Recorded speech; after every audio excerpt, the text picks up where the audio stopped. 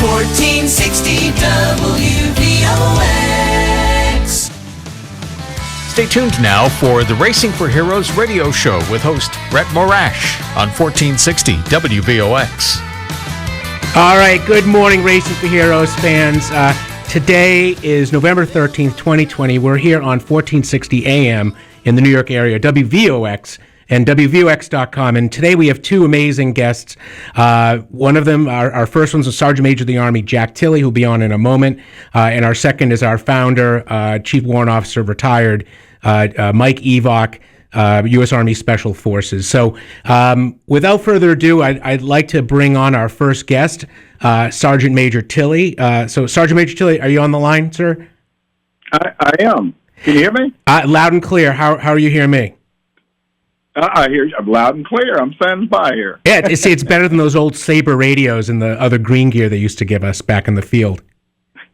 I've had a lot of old stuff because I'm an old guy, so that's for damn sure. Oh yeah, for sure. And listen, Sergeant Major, I want to start by saying that I had a chance to be stationed at JTF Hoa, which was a joint command out in East Africa. And I always was impressed with the Army Sergeant Majors, mostly because they truly led from the front and were always trying to be inspirational. And I wasn't sure what it was, but it was always sort of like that age and treachery always beats youth and beauty, because they were always the guy at the front of the running line. So maybe you could tell us a little bit more about being a Sergeant Major. Yeah, absolutely. I tell you what, I think I was a Sergeant Major for about 16 years. Oh, wow. Battalion, brigade, divisions, Corps, and then, of course, CENTCOM for about 3.5 years, and then Sergeant Major Army for about 3.5 years. Oh, wow. That's amazing. And who was Chief of Staff of the Army when you were in the saddle? General Shinseki, probably one of the best guys I've ever worked with in my entire life. You know, he's an amputee. He lost part of his right foot in Vietnam. Oh, wow. So most people wouldn't know that until he gets a little tired, then he'll start limping. But he is. I'd only met him once before I got hired for the job. I met him in Europe, and we was at a conference, mm-hmm. and we went through a demonstration. And every time I'd go somewhere, when I was standing there, what impressed me about him, he was always very supportive about the non-commissioned officers. You know, he would always ask me first if I had any questions about anything. So he's just a wonderful guy, wonderful family, that's for sure. No, and listen, I mean, he's a storied guy. I mean, in the military, I mean, I think everyone remembers General Shinseki, fondly. I mean, I certainly do, and I was a Navy guy, so no, that's amazing. Yeah. He was in fact, I used to, when I got out of the service, I'd call him about, maybe once a month or something like that. We'd chit-chat, and then when he got to be the Secretary of Veterans Affairs, I called him one time and said, "Hey, look, I know you'll be busy. I'll talk to you when you finish." So, he's just a great guy. Again, I can't say enough good things about him. Oh, that's awesome. That's awesome. No, and listen, I think that's important, right? And I think that's one of the reasons, why you've been, as you transitioned out of the military, you started your own company. I know you do some consulting, but you also got involved with an organization that I think is particularly exciting, Step Up America. Can you tell us a little bit about what they do and why you're there? Yeah, Step Up America. It's a wonderful organization. They really go into schools and educate kids about our history of our country, mm-hmm. and they do it in such a neat way. They have an avatar, Ben Franklin. They have an avatar, mm-hmm. and they do it through Zoom. So when Ben Franklin is on the screen, they can see the kids, and they actually have a dialogue with the kids. I think they trained, maybe 10 or 15,000 kids so far. Oh, and yeah. It's from grades 1 to 12. I mean, it's a wonderful program. So if you get a chance, people are listening, Google Step Up America and take a look at that. And maybe if you want them, they'll come to your school, or it's pretty easy to do it too. Yeah, because, Sergeant Major Tilley, my wife's a first grade teacher at Iona Preparatory School here in New Rochelle. And she's actually having them on the week after Thanksgiving. So I know her kids are excited about it. Oh, they'll love it. I was when I first got involved with the process, I wanted to go and see exactly what they did. And so I went to Lakeland, Florida. Me and Sergeant Major Myers, Johnny Myers. I went up to Lakeland, Florida, and we sit down in this class, and we got in there, and the kids weren't moving at all. Oh, sure. And about 10 minutes after we were there, they said, "Okay, that's it." And I thought, oh, wow, this must have been a really short class. And I asked John, I said, John, how long have you had these kids in this class? He says, 40 minutes. Oh, gosh. Can you, I've never seen kids at seven or 8 years old stay glued for 40 minutes and not move around or wiggle, but they were just focused on our history. And I thought it was just neat as heck. Well, I think it's amazing. And I grew up in Franklin, Massachusetts. And so I have a personal affinity for Ben Franklin. And I don't know if you were there when I was down in Virginia and I was talking to Ben on the thing, but one of the funny kind of stories about Ben Franklin in my hometown is they actually changed the name of the town from Essex to Franklin, and then sent him a note saying, hey, we changed our name, would you donate us a bell for the clock tower? And he sent them a bunch of books instead. So the town fathers were all upset, but we did get to have the first public library in the nation, and those books are still available to take out by researchers. Oh my goodness! Oh, that's neat as heck. Hey, when I was getting ready to talk to you, you said go Navy. You didn't say go Navy, beat Army, did you? I did not say beat Army. I did not. I just said go Navy. You can fill in the rest of the blank, Sergeant Major. And I'll tell you why, though. I'll tell you why. So I actually went to the Maritime Academy for my undergrad, and so when I was in the Navy, obviously I was a naval officer. So if Navy wins, that's great. But if Army wins, I get to watch the Naval Academy guys mope around for a week, and that's also exciting for me. So it's always a win for Brett Morash. Yeah. Well, I tell people all the time, I love the Army. I tell you, the Army changed my life. I wasn't a real good kid. I was sort of a disrupted kid. Yep. I'm not sure I knew what direction to go in life, and I went basic. In fact, I'm going to tell you why I joined the Army, which is a great story. I was sitting on a beach, and I just graduated from high school, and somebody said, hey, Jack, what are you going to do? I said, I don't know. He said, you're going to go to college. And I want you to listen to this. He said, you want to go to college? And I said, guys like me don't go to college. and so the next thing the guy said, he said, well, you want to join the Army? I said, okay, I guess so. And that's my entire thought process. So I joined the Army, me and a guy named Prentice Boykin, who got killed in Vietnam. Oh, boy, yeah. He got his stomach blown out, and he bled to death. Oh, my gosh.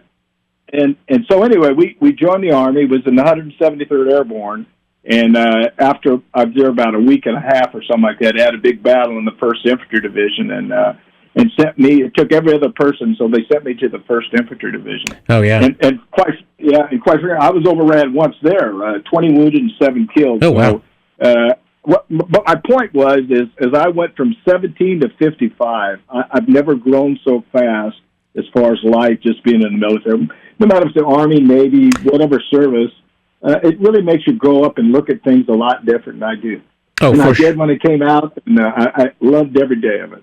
No, for sure. And I know I wanted to ask about your service in Vietnam, but I think that's sort of the special part, right? Because I think that's really where Sergeant Major of the Army as a role is so important, right? Because you're really advocating for the troops at that point, right? Yeah, I traveled, I want to say in 3.5 years, I traveled 800,000 miles as Sergeant Major Army. And I was always gone, always doing things. And really the focus of the Army is you're the bridge between Congress and the Pentagon. Yep. and the service members. And so I'd come back, fill out an after-action report, and then I'd brief the chief, and then I'd also go over to Congress and talk to a congressman about it. Sure. And then I would testify in front of Congress, but not just to my success, to all the services that were there with me, we were able to get the best increase, about a 24% pay increase, worked on the GI Bill, oh, wow. worked on TRICARE, housing. So it takes a lot to get those things going, but that's a real important position. And I want to say, I thought I did an okay job, but only time will tell, I guess. No, listen, I think you did amazing work. So, and listen, you're right though, because as a retiree, I know how important the TRICARE is for us, and it's an amazing piece. So let me ask you another question. So I know you were in Vietnam, and I know we were talking about you were actually a track driver, right? In tanks or something. Yeah, I came in. I was on first I was on an armored personnel carrier, and then they had and then they started shifting people around, and I got put on a tank, and so I was a tank driver, and I think I've ran over everything that you could think of, to include cars, trees, houses. you name it. In fact, they liked me driving so much. You'd have these convoys, and the Vietnamese used to put mines on the side of the road. Oh, sure. So you took the middle of the road, and I would actually get so good that I could knock a truck off the road because they wouldn't move. They wouldn't get out of your way. Yeah. And you certainly didn't want to hurt anybody, but I got pretty good at it. That's good. That's for sure. That's good. And anyone who did get hurt, the statute of limitations has to be long past by now, Sergeant Major. So. Oh, yeah. Well, here's a good one. During the Tet Offensive, I was down in Saigon, and down in Saigon, there's these big narrow streets, and so again, I'm a driver, and so we go down this narrow street, and the sergeant, I'll never forget, his name was Osboss. He says, "Tilley, move out." And I hooked the front of a car, and it was a pretty new car. Oh, no. And these were Americans that were living in it. And he says, I stopped. He said, "Tilley, I didn't tell you to stop, move out." I said, "Okay." So I actually just smashed this car. Yeah. And then you seen all these civilians running out, getting in their cars and moving them. But it was sort of funny to me, but it wasn't funny to him, I'm sure. No, it's a great story, though. But I'm sure their version of the story is a little different. Same story, but different perspective, so... Well, they had a sniper. They had a sniper that was shooting at them, and we was trying to get him. So we went in there and tried to take him out there. Oh, for sure, that's amazing. But actually, you had a story about you actually. I think you drove the tank into a VC tunnel. That doesn't make sense. What happened? What's that? I heard you drove a tank into like a tunnel complex. Oh yeah. Well, you always had what you call a search and destroy missions, where you'd actually go out into the area, you're looking for VC and doing all that stuff. And usually they have what they call, they had tunnel rats in Vietnam. You didn't know where they were all the time. There's always camouflage. And we was going through a village, and all of a sudden the tank I was in just fell into a hole. Oh, gosh. And it was an actual tunnel. And I told the sergeant, I said, "Holy shit, where am I?" He says, "Tilley, what? Back your ass out of this." And so I just, I just backed up. But it was a pretty good sized stone. In fact, the other thing is, I remember I was sitting out in the jungle one time, and was looking around. You don't really wander around, but I kept looking at this thing, and I said, "Damn, what the heck is that?" And so I went over there, and it was a tunnel, and so I dropped down in this tunnel, and I looked, and I thought to myself, I looked at myself, and I said, "What are you doing in here, you dummy? Get out!" And so I just got back out and said, "There's a tunnel over here. Let's not look around." So. Oh, my God. That's amazing. Well, Sergeant Major, we're actually getting close on time for our next guest, but I just, before I let you leave, can you just give everyone where they can go to look up Step Up America again? Yeah, it should be stepupamerica.org, and just Google that, and that's a wonderful website. It'll tell you all you need to get involved with Step Up America. But remember, it's about educating our kids about a history of our country. We've got a great history, and so please don't miss that. Step Up America. Just Google it, and it will be able to help you out. God bless you. Oh, thanks so much, Sergeant Major. And listen, God bless you, too, and I hope the weather down Tampa is nicer than New York is right now. It is right now. The storm already came through. All right. Outstanding. All right. Well, thanks again, Sergeant Major. Have a great day. Have a great day. Hooah! Hooah! And that brings us to our next guest, Chief Warrant Officer Mike Evock, the founder of Racing for Heroes. Mike, are you on the line? Yeah, Brad, I got you. You got me? Yeah, loud and clear. It's like we're all talking on radios today between you, Sergeant Major and you. Right on. So now you're on your way to Charlotte this weekend, though, right? I had a small change of plans because I got some other stuff going on. Okay, but right. Adam and Dr. Camp's picking up my slack and going to Charlotte for me. Oh, Roger. Yeah, Ricky's going down. Okay, good. Yeah. So, and just so our listeners know, the Sports Car Club of America, the Central Carolina region, is actually having an event in our honor this weekend. So we're pretty excited about that. So a little shout out to the SCCA, and they also gave us a big donation, Mike, right, to modify one of our cars. Yes, I think it was almost $7,000 to go towards our endurance car racing. Yep. Series. It's a pretty good event. So if anybody's in the Charlotte area, go over by the VMAX Racing at the Concord Speedway, and Ricky Camp and Adam and a few other veterans will be over there. And they're going to have two cars where you can see what your skills are like to run around cones and do a little autocross yourself. Oh, very cool. It costs a small donation. I don't remember what Adam's charging. Sorry, I don't remember that, but be a small donation, or go by and pick up a shirt, pick up a coin, or just go by and say hi to the guys. Yeah, and then in a few weeks, we actually have another event actually at VIR, the charity laps that's coming up. And as I like to tell people, there's a reason there's 120 miles per hour on your speedometer, and this is the opportunity to find out. Don't know if we'll allow them to get up that fast, the charity laps, but they'll be able to come out and absolutely get to do some tours around the beautiful VIR track. It's a good time. It's basically $25 for about 15, 20 minutes of track time. You get to follow the pace car around, which our pace car has a pretty good pace when it goes. Yeah. It's either myself or Adam or one of us in the front. So it's a good time, and it gives you a chance to shake down the track and have a good time right before Christmas. Yeah, it's amazing. So, Mike, that kind of brings me to kind of what I want to talk to you about today. Really is when you founded Racing for Heroes, you kind of had a realization, right, that being in the car really was catharsis for the stuff you were going through, right? Absolutely, Brett. I was in a bad place. I had traumatic brain injury, and I didn't think I had it. I had PTSD, and I didn't think I had it. I just ignored it. Like, that doesn't happen to guys like me. That's just all made up. 800 milligram Motrin, right? That's all you need, right? Right. A little bit of foot powder, and you just keep marching on. That's right. Bottom line is, I thought that it was just normal to only sleep 20 minutes or 3 hours a night. I didn't know any different. Nobody told me any different. Yeah. And but when I got in that race car, it filled that void of the adrenaline of being back in the military, of jumping out of planes, fast roping out of helicopters, the door charges, the close quarter combat, all those things that gave the adrenaline that we all seek out, most of us in the military. Yeah. And when I got out of that race car Saturday night, you were guaranteed I was going to sleep 6 to 8 hours.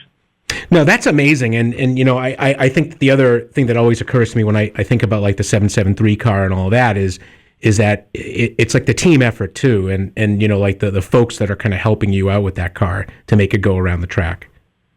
Right. And that's where the birth of this whole thing come about is, the long story, the elevator speech was I was a part of a board of another nonprofit that was, I didn't like the way they were doing, conducting business.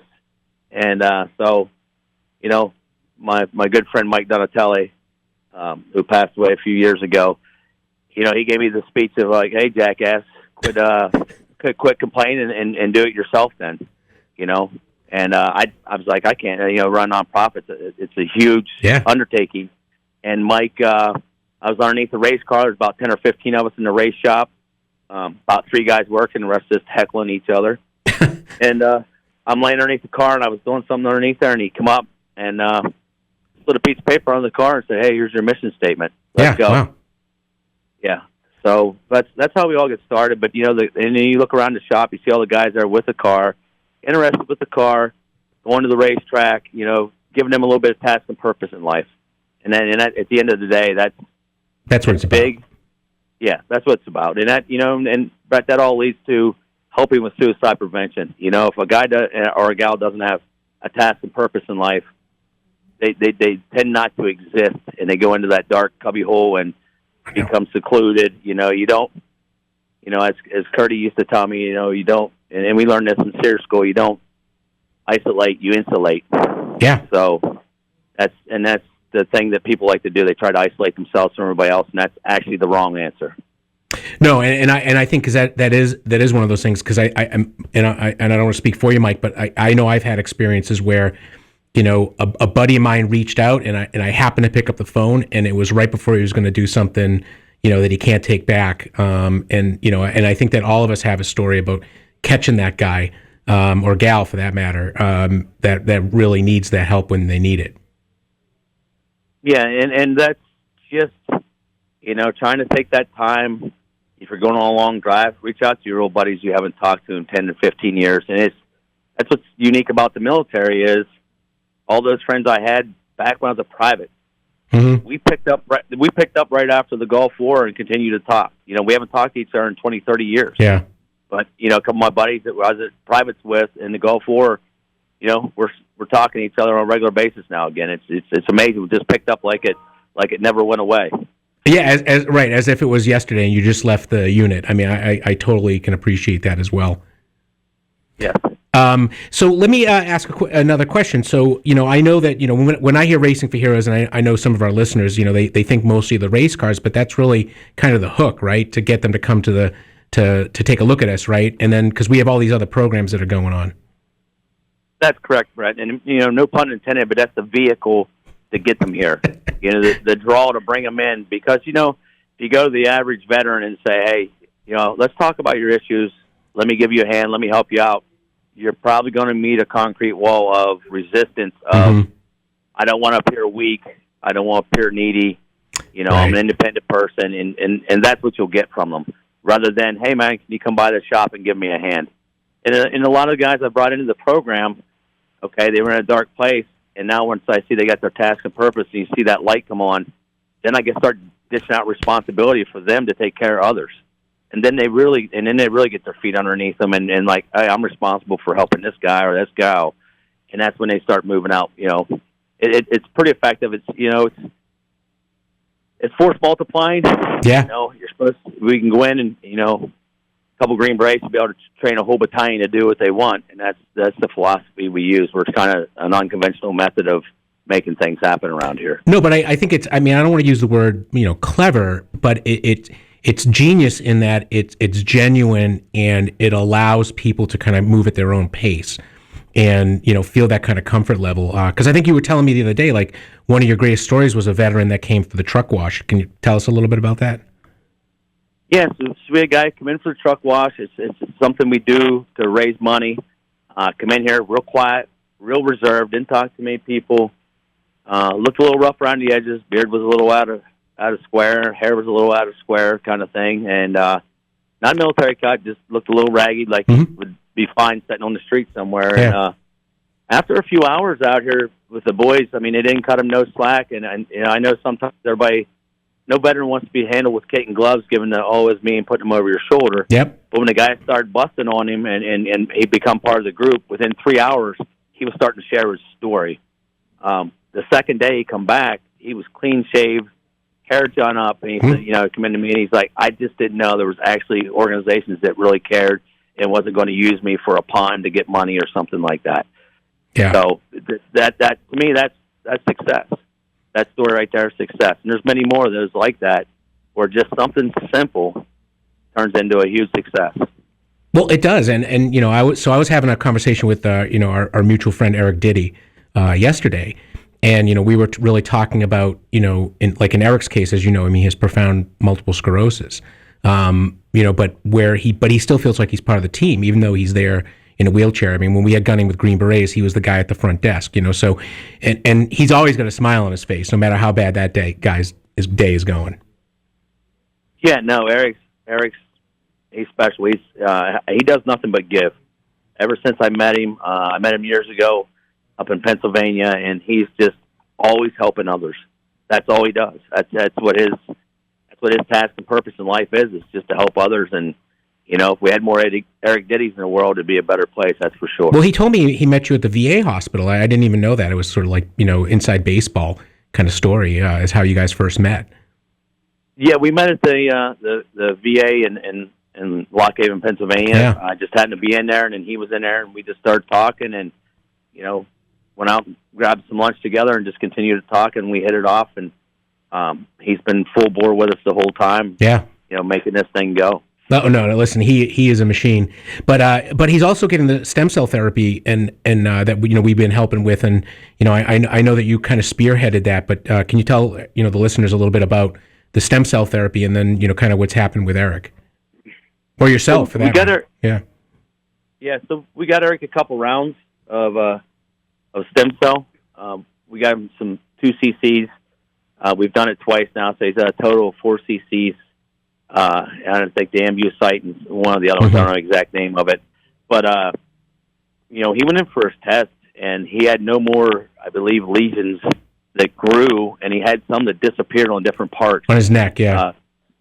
So you're seeing when it's starting to reverse it like that, that's amazing. My right shoulder, I'm up to Dr. Camp just gave me my 4th shot 2 days ago. Oh, cool. This shoulder needed completely restructuring, and the doctor looked right at me and he says, I'm not even 50% sure I can fix that thing. Yeah. He says, I can't guarantee it's going to be normal. It will never be, if I can't fix it all. I'm back on the bench. I'm lifting weights. I can move my arm above my head. I'm not in severe pain when I sleep at night. It's huge. I'm not going to say it's 100%, but from the first MRI where they said, hey, your complete shoulder's destroyed, everything's torn, this and everything else, I went from that. That was 2 shots. After the second shot, they gave me another MRI, and he's like, hey, man, we're 50% to 60% towards the end state here. Unreal. So I fear that was the 4th shot. I fear one more shot, and it will probably be back to 100%. That's amazing. It's amazing. Yeah. Listen. I wouldn't believe it if I didn't see it. I mean, you look at Curdy, what Kurt had going on, we'd have been putting Kurt in the ground this year. 2020, we'd have put him in the ground. I believe that, too. Yeah. Yeah, and, it worked with him. I ain't saying he's 100% normal, but he's alive. And I literally seen the MRI of his heart and then seen the MRI after his heart, and it healed half his heart, which is just amazing. That's amazing. I wouldn't believe it if I didn't see it. And if anybody decides that they want to throw a flag up, and say, hey, that's crap, we got documentation to prove that it's working. And Mike, I'm so sorry. We're running out. We're out of time, actually. So listen, I'll talk to you later today. And listen, thanks for everything you do. And, Racing for Heroes wouldn't be here without you. So thanks, Mike. All right. Thank you, Brett. Have a good weekend. Yeah, you too. All right, everyone. Once again, take a look at us, www.racingforheroes.org, and we'll see you next week out here.